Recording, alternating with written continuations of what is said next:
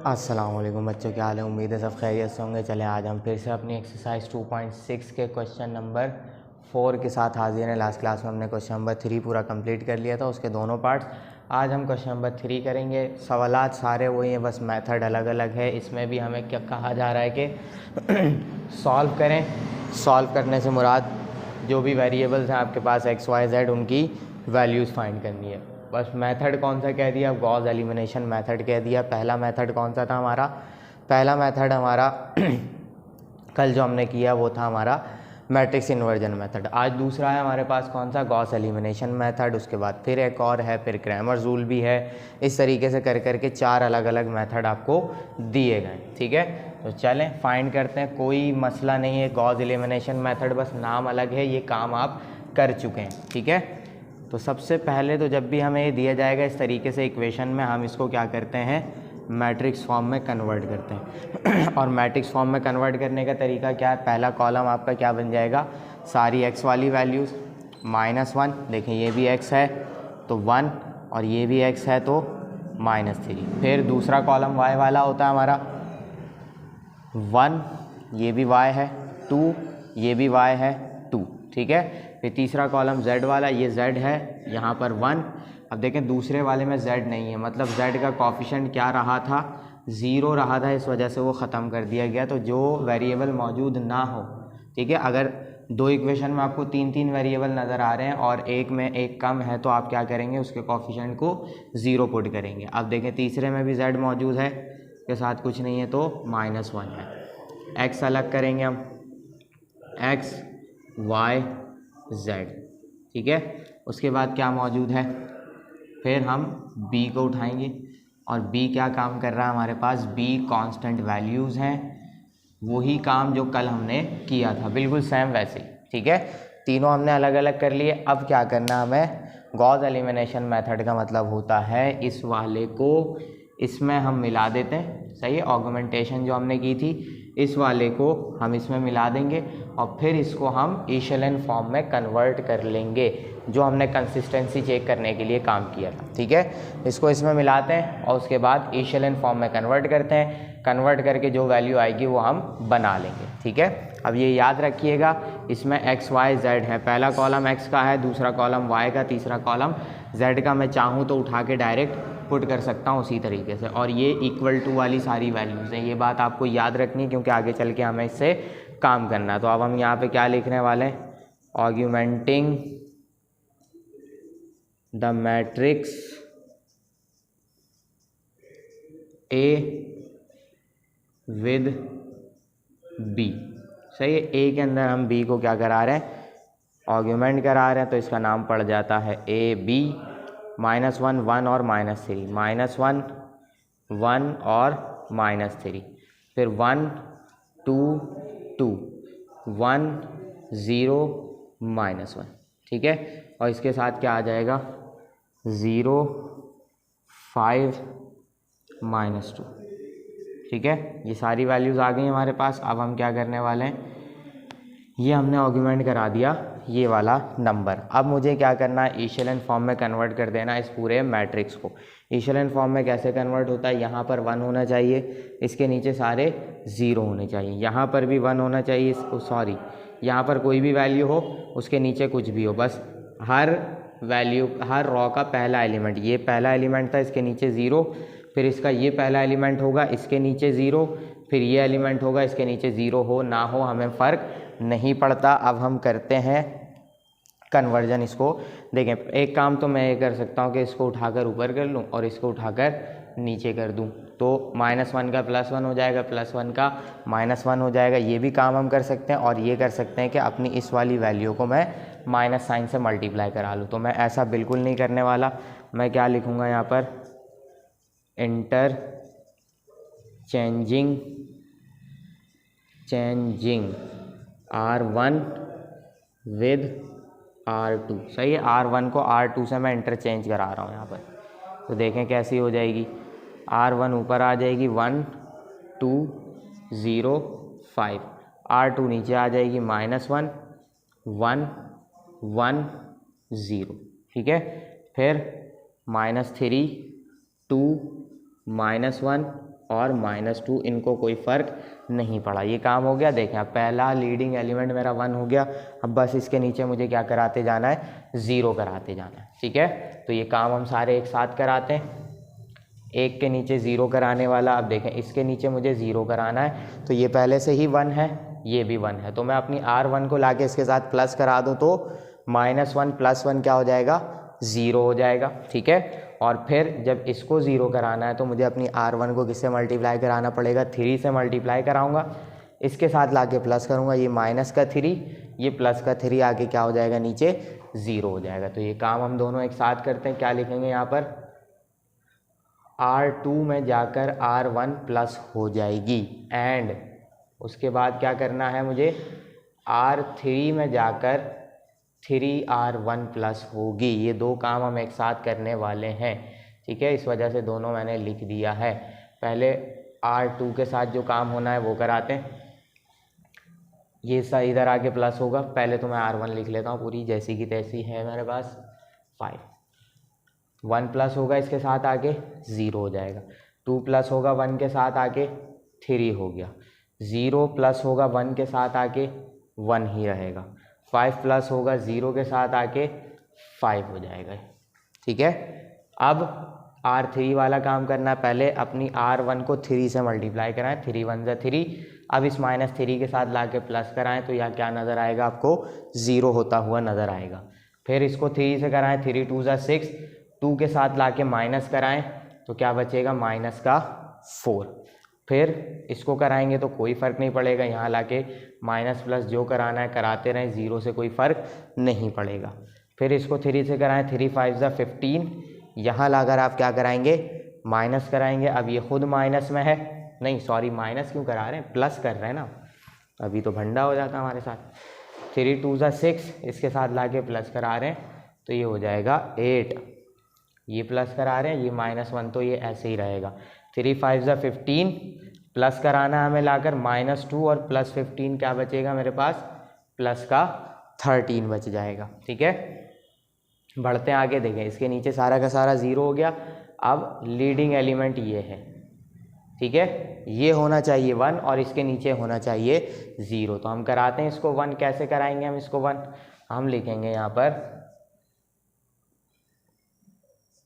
1/3 को मल्टीप्लाई करा देंगे हम अपने R2 से, हो जाएगा। 3 से 3 कैंसिल होगा जब ये आगे मल्टीप्लाई होगा, तो यहीं पर ही लिखते हैं हम 1 2 0 5। ठीक है, अब यहाँ पे देखें 1 से 1/3 आके मल्टीप्लाई होगा तो ये 1 बचेगा, 1/3 आके इससे मल्टीप्लाई होगा तो ये भी 1/3 हो जाएगा, 1/3 आके इससे मल्टीप्लाई होगा तो ये हो जाएगा 5/3। फिर यहाँ आ जाते हैं 0, ये क्या हो जाएगा, 8 ऐसे ही रहेगा, -1 भी ऐसे ही रहेगा, यहाँ आ जाते हैं तो ये 13 भी ऐसा ही रहेगा। ठीक है, यहाँ तक हम पहुँच गए। अब बस मुझे क्या करना है, इसके नीचे वाली वैल्यू को 0 कराना है। ठीक है, ये कराएंगे, उसके बाद हम देखेंगे कि आंसर क्या आ रहा है। जल्दी से उतारें इसे, स्क्रीनशॉट लें, फिर हम आगे बढ़ते हैं। चलें बच्चों, ये सारी चीज़ें मैंने मिटा दी। ठीक है, अब सिर्फ ये रह गया क्योंकि इसी से मुझे काम था, सवाल का नंबर भी मैंने मिटा दिया इक्वेशन के साथ साथ। सवाल नंबर चल रहा है हमारा, यानी कि पार्ट नंबर 1। ठीक है, अब इसके साथ मुझे क्या करना है, इस 1 के नीचे 0 बनाना है, तो इसके नीचे हम 0 बनाने की कोशिश करते हैं। कैसे बनेगा भाई 0, देखें ये 8 है, तो अगर ये 8 हो जाता है तो इसके साथ लाके मैं माइनस करा सकता हूँ, यानी अभी अपनी मुझे वैल्यू को, यानी अपनी R2 को 8 से मल्टीप्लाई करा के लाके इसके साथ माइनस कराना है। तो मैं क्या करूँगा, R3 - 8 R2। ठीक है, R2 मल्टीप्लाई भी होगी और आके उसके साथ माइनस भी होगी, तो जो भी काम होगा वो R3 पे फ़र्क पड़ेगा, R2 को कुछ भी नहीं होगा। 5 ऐसे ही आ गया, 0 1 1/3 और 5/3। यहाँ आते हैं, देखिए 0 को तो कुछ भी नहीं होने वाला, 8 1 ज़ा 8, 8 1 ज़ा 8, इसके साथ आके माइनस होगा तो ये हो गया 0। फिर 8/3 हो जाएगा जब इससे मल्टीप्लाई होगा, तो इसके साथ आके क्या होना है, इसको माइनस होना है, तो क्या आंसर आएगा, -8/3। एलसीएम कराना पड़ेगा मुझे, 3 से एलसीएम होगा, 3 1 ज़ा 3, 1 8 ज़ा 8, तो क्या आंसर आ जाएगा, -11/3। ठीक है, ये वैल्यू आएगी यहाँ पर -11/3 और यहाँ क्या होने वाला है 5 और 3 यानी 8 आगे से मल्टीप्लाई होगा, 8 5 ज़ा 40/3 हो जाएगा और इसके साथ आके माइनस हो जाएगा। तो ये मैं कराता हूँ यहाँ पर 13 माइनस 40/3, 3 से एलसीएम आएगा, 3 13 ज़ा हो जाएगा हमारे पास 39 माइनस 40, तो क्या बचेगा भाई 1/, -1/3, ये बच जाएगा कहाँ यहाँ पर -1/3, ठीक है, ये यहाँ पर बच गया। अब मैं ये वाली चीज़ भी मिटा देता हूँ क्योंकि मेरा आंसर जो है तकरीबन आने को है। देखते हैं क्या आंसर आता है। ये चीज़ भी मिटा दी मैंने, इशेलन फॉर्म कन्वर्ट हो गई है, ठीक है। देखें इसके नीचे 0 0, इसके नीचे भी 0 0।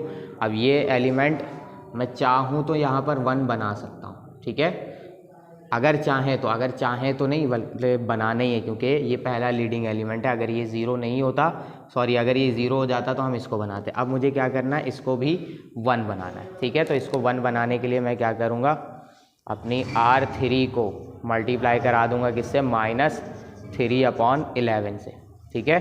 तो जैसे ये मल्टीप्लाई होगा ये हो जाएगा प्लस का 1 1 2 0 5 0 1 1/3 5/3 0 0। अब देखें इससे आगे मल्टीप्लाई हो रहा है 3/11, वो भी माइनस का, माइनस से माइनस प्लस, 11 से 11 कैंसिल, 3 से 3 कैंसिल, यहाँ क्या आ गया 1।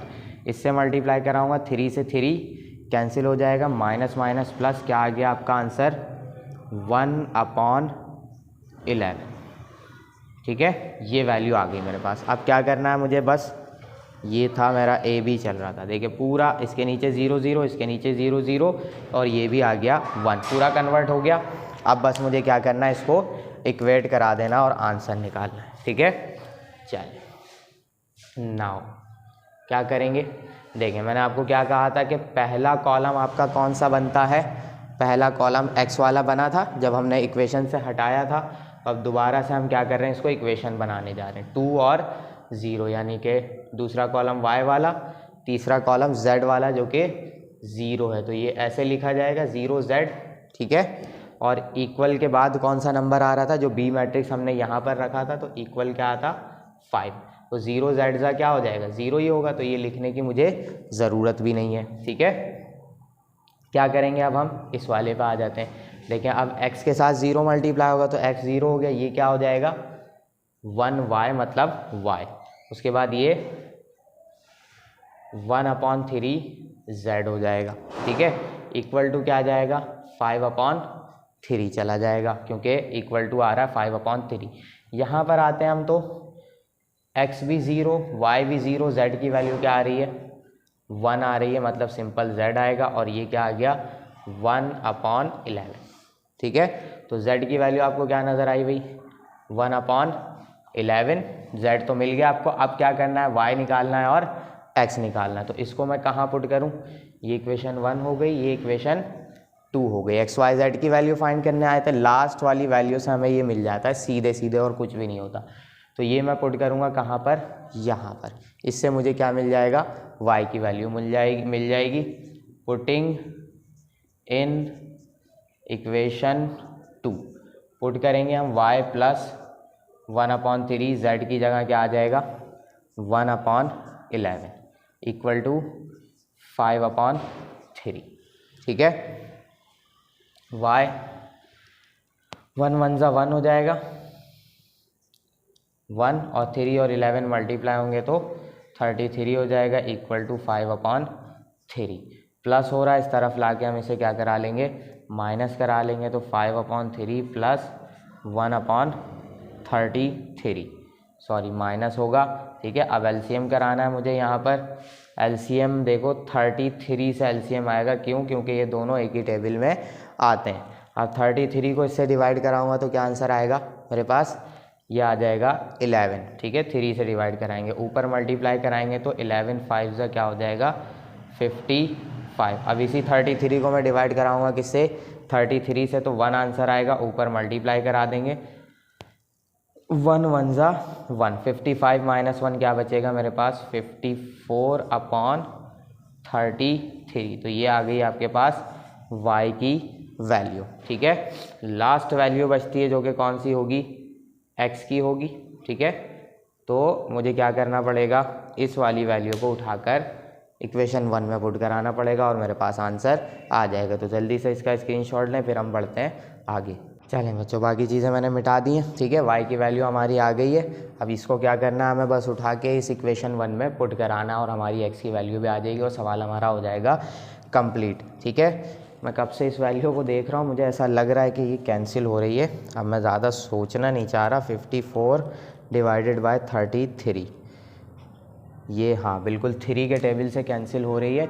तो y की वैल्यू आ गई है भाई 18/11। ठीक है, ये 3 के टेबल से कैंसिल हो गया। बस अब कुछ नहीं करना हमें, इसको उठा के कहाँ पुट कर देना, इक्वेशन 1 में।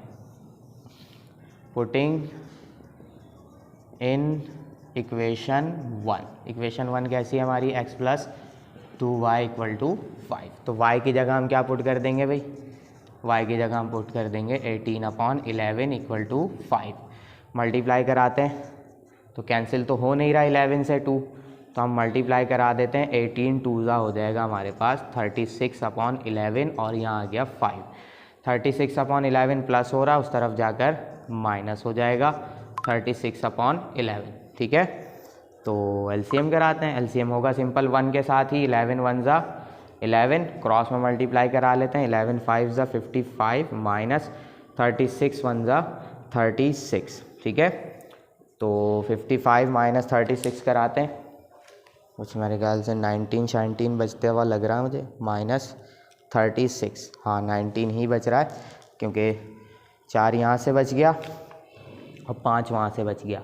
तो ये हो गया हमारे पास 19/11। x की वैल्यू भी आ गई। ठीक है, ये सवाल हो गया हमारा कंप्लीट। x आ गया 19/11, y कितना आ गया हमारे पास 18/11 और फिर z कितना आ गया, z आया हमारे पास 1/11। ठीक है, ये आ गए हमारे तीनों आंसर। है आसान काम जो कि हम कर चुके हैं, इतना आसान लग रहा है हमें। ठीक है, इसका पार्ट 1 हो गया। अब हम चलेंगे पार्ट 2 पर। चलें बच्चों, अब हम आ गए इसी के पार्ट नंबर 2 पर। ठीक है, अब इसका पार्ट नंबर 2 करते हैं। जैसे हमने पार्ट नंबर 1 किया था वैसे ही होगा पार्ट नंबर 2 और ये उससे ज़्यादा आसान है। ठीक है, देखें क्या करना है हमें। सबसे पहले हमारा काम क्या था कि जो भी इक्वेशन दी गई है उसको मैट्रिक्स फॉर्म में हमने कन्वर्ट करना है। ठीक है, कन्वर्ट करते हैं। पहला कॉलम x वाली वैल्यूज़ का 1 2 1, दूसरा कॉलम y वाली वैल्यूज़ का 2 -1 और फिर y के साथ कुछ नहीं है तो 1। सारे कोफिशिएंट्स लिखने होते हैं हमें। z सारे के सारे 1 हैं, पहला प्लस का, दूसरा भी प्लस का 1, तीसरा माइनस का 1। ठीक है, x को भी अलग कर लेते हैं हम, वैसे ज़रूरत नहीं पड़ती लेकिन फिर भी हम कर लेते हैं x y z। ठीक है, फिर क्या आता है हमारे पास b आता है जो कि कांस्टेंट वैल्यूज़ होती हैं और इक्वल के दूसरी तरफ होनी चाहिए, यानी 8 3 और 0। मिल गए हमें तीनों मैट्रिक्स। अब क्या किया था इसके बाद, हमने इसको उठाकर इसके साथ आर्ग्यूमेंट करा दिया था। ठीक है, यानी कि b को हमने a में मिला दिया था, तो हम यहाँ पे भी क्या लिखेंगे, आर्ग्यूमेंटिंग मैट्रिक्स a विद b। ठीक है, तो करा देते हैं आर्ग्यूमेंट, और आर्ग्यूमेंट कराते ही हमारा काम आसान हो जाएगा। 1 2 1 2 -1 1 फिर 1 1 और फिर से -1, और इसके साथ हम क्या कराने वाले हैं, आर्ग्यूमेंट करा रहे हैं 8 3 और 0। ठीक है, ये हमने करा दिया। अब आपको याद रखना है कि जब हम पूरा कन्वर्ट कर लेंगे तो जैसे हमने इसके अंदर पुट किया है, यानी मैट्रिक्स को इक्वेशन से मैट्रिक्स बनाइए, उसी तरीके से मैट्रिक्स से दोबारा हम इक्वेशन बनाए थे जो हमने पहले सवाल में किया। ठीक है, क्या करना होता हमें, x वाले कॉलम को दोबारा x को दे देंगे, y वाले कॉलम को दोबारा y को दे देंगे, z वाले को भी दोबारा z को दे देंगे। ये इक्वल के दूसरी तरफ वाली वैल्यूज़ हैं, इक्वल के दूसरी तरफ हम रख देंगे। लेकिन कब, जब हम इक्विवेलेंट फॉर्म में कन्वर्ट कर लेंगे। गॉस एलिमिनेशन का मेथड यही है कि वो क्या करते हैं इसमें इस तरीके से पुट करके अब इशेलन फॉर्म में कन्वर्ट करना शुरू कर देंगे। यानी कि पहला एलिमेंट क्या होना चाहिए मैट्रिक्स का 1, उसके नीचे सारे 0। ठीक है, तो पहला तो 1 है ही पहले से, अब इसके नीचे हम बनाते हैं 0, तो आसान है बनाना। ठीक है, पहले R1 R2 पे काम करेंगे हम। क्या होगा R2 के लिए, यहाँ मैं बना लेता हूँ अलग। ठीक है, क्या लिखना था मुझे, R2 में जाकर R1 माइनस होगा, लेकिन कैसे, 2 से मल्टीप्लाई होकर, क्योंकि R2 के पास पहला एलिमेंट 2 है। ठीक है, तो 2 1 जा 2 होकर इसके साथ आके माइनस होगा, 0 हो जाएगा। और क्योंकि हम दोनों काम एक साथ करते हैं तो 1 के साथ जब हम जाएंगे तो ये भी 1 है, ये भी 1 है, तो R3 पे जब हम जाएंगे तो हम सिंपल क्या लिखेंगे, R3 माइनस R1। ठीक है, सिंपल सा काम हमें करना है। तो चलें आ जाएं, देखें अब सबको पता है, आपको भी, कि R1 को कोई फ़र्क नहीं पड़ेगा। ठीक है, जो फ़र्क होगा R2 और R3 पे होगा। 2 1 जा 2, -2 होगा आके इसके साथ, तो ये हो गया 0। फिर 2 2 जा 4, -1 के साथ आके माइनस होगा, तो ये क्या हो जाएगा, -5। फिर 2 1 जा 2, इसके साथ आकर माइनस होगा, तो क्या हो जाएगा, माइनस का 1 बचेगा। ठीक है, क्योंकि ये प्लस का 1 है, हमारा वाला 2 माइनस का है, तो माइनस का 1 बचेगा। फिर 2 8 जा 16, 16 आगे 3 के साथ माइनस होगा, क्या बचेगा, माइनस का 30। ठीक है, नीचे आ जाते हैं। अब R3 के साथ हमें करना है सारा का सारा काम, और R3 के लिए हमने किसी से किसी को मल्टीप्लाई नहीं करा है, सिंपल माइनस करा रहे हैं। 1 - 1 क्या हो जाएगा, 0। 2 - 1 क्या बचेगा, माइनस का 1। 1 - 1 दोबारा से नहीं, -1 - 1 क्या हो जाएंगे, -2 हो जाएंगे। फिर 8 - 0 क्या हो जाएगा, माइनस का 8 हो जाएगा। ठीक है, यहाँ तक हम पहुँच गए। पहली वैल्यू के नीचे सारे के सारे हो गए हमारे काम। अब क्या करना है, सेकंड रो पे आएंगे। सेकंड रो का पहला लीडिंग एलिमेंट कौन सा है, ये -5, इसको होना चाहिए 1। ठीक है, तो क्या करेंगे हम यहाँ पर, ये काम तो अब आपको भी आ गया है। हम लिखते हैं यहाँ पर, यहाँ लिखता हूँ मैं बल्कि, ताकि थोड़ी सी जगह बचे। -1/5 मल्टीप्लाई होगा किससे, R2 से। ठीक है, ताकि ये सब ये 1 हो जाए, और बाकी भी देख लेंगे क्या हो रहा है। हमारा मकसद होता है पहली वैल्यू को 1 करना। तो 1 2 1 और 8, ये तो ऐसे ही रहेगा। ये 0 है, मल्टीप्लाई होता रहे, कुछ भी 0 ही रहेगा। इससे आके माइनस का 1/5 मल्टीप्लाई होगा, तो माइनस माइनस प्लस, और फिर 1/5 और 5 मल्टीप्लाई होगा 1/5 से, ही क्या हो जाएगा, 1। यहाँ मल्टीप्लाई होगा माइनस माइनस प्लस, तो सिंपल क्या आ जाएगा, 1/5। इससे मल्टीप्लाई होगा तो माइनस माइनस प्लस 13/5। ठीक है, बाकी नीचे वाले जो भी हैं वो ऐसे ही आ जाएंगे, 0 -1 -2 और फिर -8।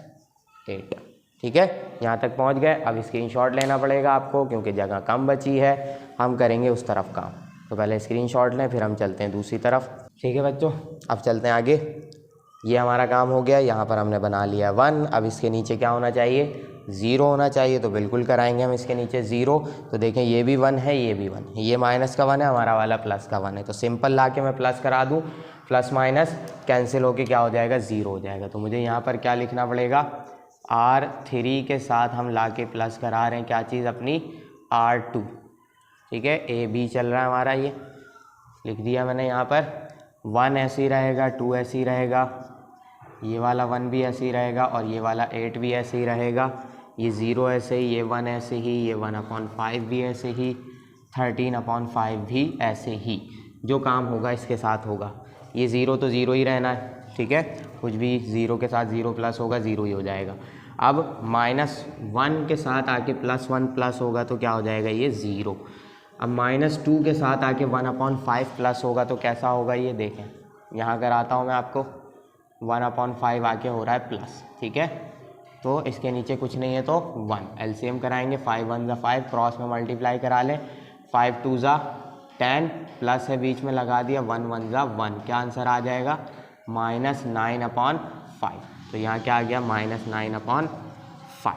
ठीक है, अब -8 के साथ 13/5 आके प्लस होगा, तो -8 + 13/5। ठीक है, तो 5 से एलसीएम आएगा, कुछ नहीं है नीचे, तो 1 है। 5 8 ज़ा 40 हो जाएगा माइनस का, और 13 1 ज़ा 30 हो जाएगा। ठीक है, क्या बचेगा यहाँ पर, 40 में से 13 माइनस करेंगे तो -27/5, ये वैल्यू आ गई हमारी यहाँ पर -27/5। ठीक है, ये हमने कर दिया इसको 1, यहाँ तक पहुँच गए हम। इस 1 के नीचे भी हो गया 0। अब तीसरी रो का पहला लीडिंग एलिमेंट है ये, इसको क्या होना चाहिए, 1 होना चाहिए, तो करा देते हैं 1, कोई मसला ही नहीं है। क्या है, 9/5 है तो 5/9 से मल्टीप्लाई कराएंगे, लेकिन माइनस के, क्योंकि प्लस का 1 होना चाहिए। ठीक है, तो माइनस माइनस प्लस हो जाएगा, तो क्या आएगा भाई आंसर, देख लेते हैं। 1 2 1 8 0 1 1/5 13/5 0 ऐसे ही रहेगा, ये 0 भी ऐसे ही रहेगा, ये तो हो जाएगा 1, क्योंकि इसी को सोच कर तो हमने मल्टीप्लाई किया। यहाँ जाते हैं, माइनस से माइनस प्लस होगा, 5 से 5 कैंसिल होगा। देखें क्या होगा, मैं यहाँ पे आपको बता देता हूँ। 5/9 आकर मल्टीप्लाई हो रहा है -27/9 से। ठीक है, अगर आपको भी कन्फ्यूजन हुआ करे तो आप भी ऐसे ही मल्टीप्लाई करा लिया करें, 27/5। ठीक है, 5 से 5 कैंसिल, माइनस माइनस प्लस हो जाएगा, 9 1 ज़ा 9 9 3 ज़ा 27, क्या बचेगा यहाँ पर, सिंपल 3 बच जाएगा। हो गया काम, ये भी 1 हो गया, ये भी 1 हो गया, ये भी 1 हो गया, इसके नीचे भी सारे 0, ये भी सब 0, पूरी हमारी इशेलन फॉर्म कन्वर्ट हो चुकी है। अब हम क्या करेंगे, अब हम बस इक्वेशन बनाएंगे और आंसर लिखेंगे। ये तो मिटा देते हैं हम, क्योंकि इसका काम नहीं है। देखें क्या करेंगे हम, नाउ द इक्वेशंस क्या हो जाएंगी, पहले मैंने नहीं लिखा था, डायरेक्ट काम कर लिया था बताकर के शुरू के 3 कॉलम्स हमारे किसके थे, पहला x का, दूसरा y का, तीसरा z का, और ये इक्वल के दूसरी तरफ वाली वैल्यूज़ थी, तो हम इसको दोबारा कन्वर्ट करने वाले हैं। x 1 था, इसके साथ तो 1 आ गया, फिर y था तो ये आ गया 2y, फिर सिंपल 1 है तो मतलब सिंपल z आ जाएगा, इक्वल टू क्या हो गया, 8 हो गया। यहाँ पर आएंगे 0x, मतलब 0x ज़ा 0 हो जाएगा, तो x को ख़त्म ही कर देंगे, y के साथ 1 है तो सिंपल y आ जाएगा। ये क्या हो गया, 1/5 z हो जाएगा, इक्वल टू 13/5। ठीक है, आ जाते हैं इस तरफ, यहाँ आएंगे तो 0 0, x भी 0 y भी 0, क्या आ जाएगा, सिंपल z1 यानी कि 1z, तो z की वैल्यू आ जाएगी हमारे पास क्या चीज़, 3, तो z डायरेक्ट मिल गया हमें, ये हो गई इक्वेशन 1, ये हो गई इक्वेशन 2, z की वैल्यू मिल गई। अब z की मदद से हम y निकालेंगे, फिर उन दोनों की मदद से हम क्या निकाल लेंगे, x निकाल लेंगे, जैसे हमने पिछले क्वेश्चन में किया। z इक्वल टू 3, इसको उठा के मैं पुट कर रहा हूँ कहाँ पर, इक्वेशन 2 में, पुटिंग z इन इक्वेशन 2। सही, इक्वेशन 2 कैसी है हमारी, y 1/5 और z इक्वल टू 13/5। ठीक है, तो y प्लस 1/5, इसकी जगह आ जाएगा 3 इक्वल टू 13/5। ठीक है, ये मल्टीप्लाई हो जाएगा इसके साथ, तो 3/5 हो गया, इक्वल टू 13/5। ठीक है, अब क्या कराना है मुझे, ये यहाँ प्लस हो रहा है, उस तरफ जाकर माइनस हो जाएगा, तो 13/5 से माइनस हो जाएगा 3/5। ठीक है, तो क्या वैल्यू आ जाएगी मेरे पास, 5 LCM आएगा। ठीक है, सिंपल सा 5 LCM आ गया, क्योंकि दोनों के नीचे कॉमन वैल्यूज़ हैं। 13 - 5 क्या हो जाएगा, 13 - 5 हो जाएगा हमारे पास सॉरी 13 - 3 हो जाएगा 10/5, फिर 5 1 ज़ा 5, 5 2 ज़ा 10, तो y की वैल्यू क्या आ गई, 2, y भी आ गया, z भी आ गया। अब क्या आना है हमारे पास, x आना है, तो x को यहाँ निकाल लेते हैं हम, putting all the values, all लिख देते हैं हम यहाँ पर, all the values in equation 1। Equation 1 कैसी है हमारी, x plus 2y plus z equal to 8, तो x प्लस 2, y की जगह आ जाएगा 2, क्योंकि y की वैल्यू निकाली हमने 2, z की वैल्यू निकाल ली 3, 8, 2 2 ज़ा 4 हो जाएगा।